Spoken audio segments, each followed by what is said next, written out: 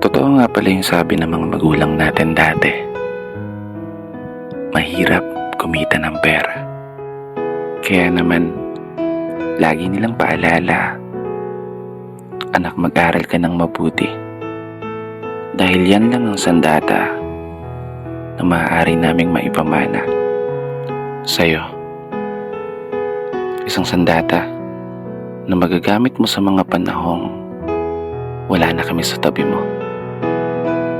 Para gabayan ka o itama yung mga mali na pwede mong maging desisyon, lalo sa sitwasyon na tanging sarili mong lakas ang ituturing mong pundasyon para harapin yung mabibigat na mga pagsubok at hamon.